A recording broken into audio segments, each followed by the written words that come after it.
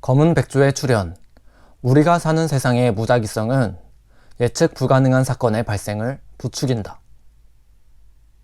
안녕하세요. 오늘 다룰 이야기는 검은 백조, 영어로 블랙스완에 관한 것입니다. 영화 블랙스완을 떠올리시는 분들도 많으실 텐데요. 영화는 순수하고 모범적인 발레리나가 때묻고 도발적인 역할을 맡게 되면서 겪는 예술가의 광기에 관한 것입니다. 반면에 나심 니콜라스 탈레브가 쓴 책 블랙스완은 조금 더 철학적인 내용을 담고 있습니다. 물론 블랙스완이라는 존재는 흔하지 않다는 측면에서 두 콘텐츠는 공통적이라고 말씀드리겠습니다. 여기 한 가지 질문을 던져보겠습니다. 이 세상의 백조는 모두 하얗다 라는 명제가 참일까요? 살면서 대부분은 하얀색 백조를 보기 때문에 거의 그렇다 라고 할 수 있습니다. 하지만 명제가 참이 되기 위해서는 단 하나의 예외도 있으면 안 됩니다. 따라서 검은 백조는 이 세상에 분명 존재 가능하고 명제는 거짓이 되겠죠. 인류가 그동안 만들어낸 이론과 법칙들은 대표적인 논쟁거리인 앞서 본 검은 백조와 같이 많은 인지 오류와 편견을 담고 있습니다. 탈레브는 레반트인으로 어렸을 적 전쟁을 경험합니다. 전쟁이 일어난 접경지역 아주 가까이에 살았던 작가는 한동안 피난은 가지 않고 그대로 살았는데 어른들은 이 전쟁이 오래가지 않을 거라고 말했었기 때문입니다. 우리에게 레바논 등 이슬람권 중동 지역은 위험한 지역이라는 인식이 있습니다.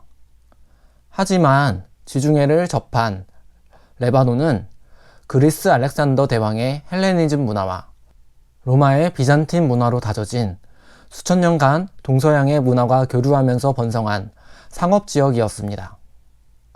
크리스트교와 이슬람의 수니파와 시아파의 갈등으로 시작한 전쟁이 오랫동안 다른 문화와 환경에 놓여있던 이들을 갈라놓아 편을 가르는 불화의 불씨를 키우게 된 것입니다. 탈레브는 이때 지하 벙커 같은 집에서 다양한 프랑스 서적을 읽고 철학자로서의 꿈을 키웠는데 일련의 전쟁 경험을 통해 다소 지적인 과학을 덧붙여 과학적 역사 철학자가 되고 싶다고 생각했다고 합니다. 하지만 탈레브는 이후 미국으로 유학을 와서 대학을 다니고 와튼 비즈니스 스쿨을 거쳐 프랑스에서 금융공학 박사학위를 땄고 월가의 증권 거래인이 되었습니다. 물론 와튼 스쿨의 한 선배가 직업 선택의 기준으로 규모 가변성을 가진 직업을 추천하면서 갖게 된 것이기도 합니다. 잘만 하면 많은 돈을 벌 수 있습니다. 일종의 긍정적인 블랙스완을 예측하기만 하면 큰 성공을 거둘 수 있습니다.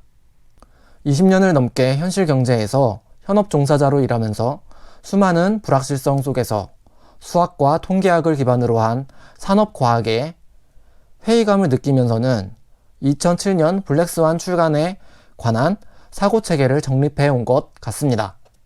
여기까지 책의 서문에 관한 이야기라면 본격적으로 블랙스완 출연의 예시와 블랙스완을 보지 못하게 하는 5가지 오류들을 살펴보고자 합니다. 탈레브는 이 세상을 평범의 왕국과 극단의 왕국, 즉 검은 백조의 왕국으로 나누어 바라봅니다. 평범의 왕국에서는 수많은 증권 거래인이 가우스 이론에 따른 정규 분포에 입각하여 세워진 포트폴리오 이론과 증권사들만의 자체 위험관리 모양에 따라 위험에 대비하고 개인회사와 정부가 금융 시스템에 따라 경제활동을 합니다. 하지만 극단의 왕국은 정규분포 곡선을 벗어난 완전히 새로운 왕국이기 때문에 이 예측 모형은 쓸모없게 됩니다. 그때마다 기업과 정부에 많은 충격을 주고 잘 나가던 회사가 하루아침에 무너지기도 합니다. 가상의 인물 예부게니아의 소설이 대박이 나는 사례를 들기도 합니다. 무명 작가이고 이야기 구성이 일반적이지 않고 절대 성공할 수 없다는 중대형 출판사의 의견에 따르면 절대 성공할 수 없었지만 예부게니아는 자신의 원고 작품 그대로 출판하는 조건으로 소형 인터넷 출판사와 계약하여 많은 부수의 판매고를 올리고 베스트셀러가 됩니다. 그동안 없었던 형식의 소설과 작가의 탄생으로 출판업계의 입장에서는 검은 백조의 출현이라고 볼 수 있겠습니다.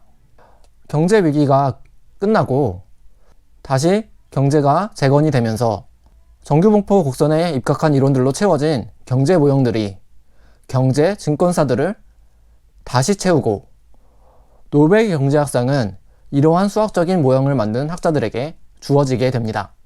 탈레브는 애초에 사회과학이라는 복잡하고 변수가 많은 분야에서 완벽한 이론을 추구하는 것 자체가 불가능한 것이고 노벨 경제학상은 불필요하다고 주장합니다. 현업에서 은퇴했지만 철학자로서 강단의 자유주의자로서 살고 있는 작가는 통계학자이기도 하고 금융 박사학위를 가진 경제학자입니다. 간혹 노벨 경제학상 수상자들 그리고 가우스적인 통계학 기법을 평생 연구할 정도로 정통학자들에게 자신의 이론을 반박해보라는 비판을 받기도 합니다. 하지만 탈레브는 책 한 권 정도의 분량에 철저한 반박을 선호하지 않습니다. 단 하나의 반박 사례를 제시해 이론을 깨트려 버립니다. 탈레브는 꽤나 현실적이고 경험주의적인 회의주의자이자 철학자이기 때문입니다. 검은 백조의 출현의 원인 중에 하나가 루딕 효과입니다.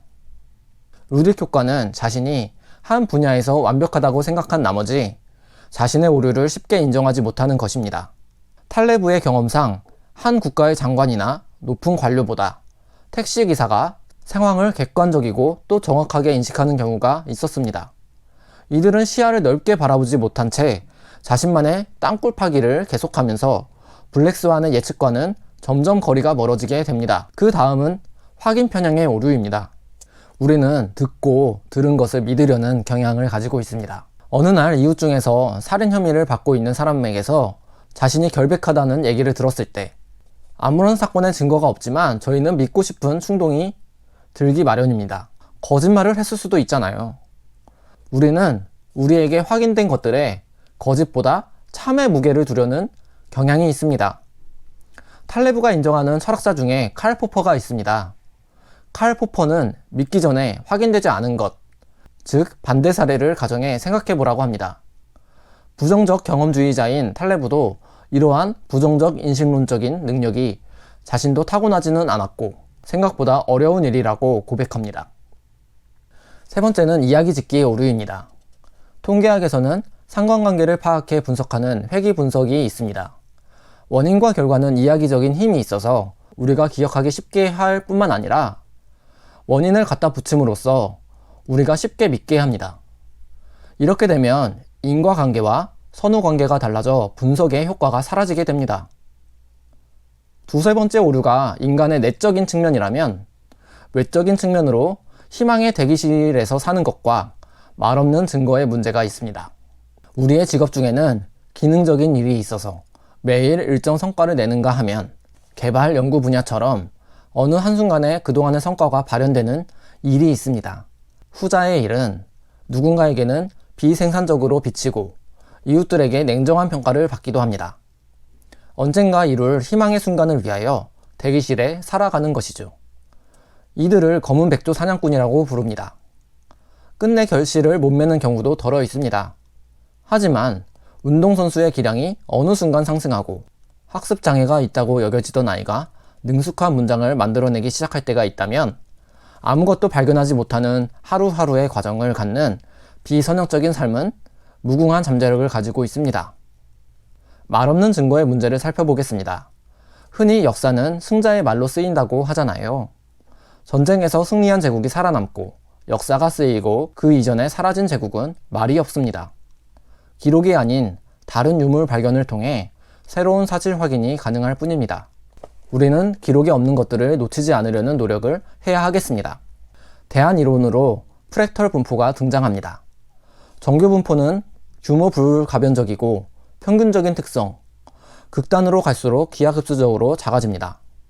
이에 반해 프랙털 분포는 규모 가변적이고 반복되는 특성, 즉 극단에서도 중앙값 근처에서만큼이나 유사한 분포를 갖는 특성이 있습니다. 이 이론을 고안해낸 만델브로는 미학이나 건축 혹은 산업계 종사자들 사이에서 인기를 얻어 의학교수 자리를 제안받기도 합니다. 수학계에서는 이단화 취급을 당한 것과는 반대로 말이죠. 프랙탈 원리가 다양한 분야에 적용되는 보편성을 갖기도 하고 시각적으로 쉽게 이해 가능하고 컴퓨터로 자기 복제하기가 쉽기 때문입니다.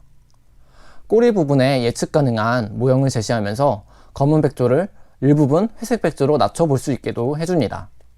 하지만 회색 백조마저도 평범의 왕국의 극단에 있는 낮은 확률의 사건에 한정될 뿐입니다.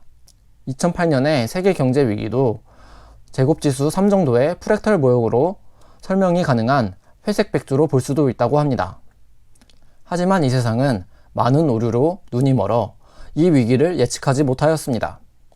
탈레브가 책을 출간한 지 이듬해인 2008년도에 세계 경제 위기가 닥쳤고 탈레브는 검은 백조 이론에 동조하는 세간에 의해 많은 주목을 받게 됩니다. 그리고 블랙스완 이론이 검은 백조를 막아주기를 기대하고 많은 질문들이 쏟아졌을 것입니다. 하지만 탈레브는 검은 백조를 주목하고 플라톤주의적인 인식을 벗어나 사고하라고만 말해줄 뿐 명확한 정답을 제시하지는 않습니다. 불확실성을 정확히 맞추려는 불가능한 노력을 하면 안 된다고까지 책에서는 강조했었기 때문입니다. 탈레브는 결론에서 50대 55로 평범의 왕국과 극단의 왕국을 대비하고 있다고 말합니다. 그리고 주식 분야에서는 85에서 90%의 안전한 자산에 보수적으로 투자하는 반면 10에서 15%는 위험 자산에 공격적으로 투자하면서 긍정적 검은 백조를 기다리기도 합니다. 이른바 바벨 전략이죠.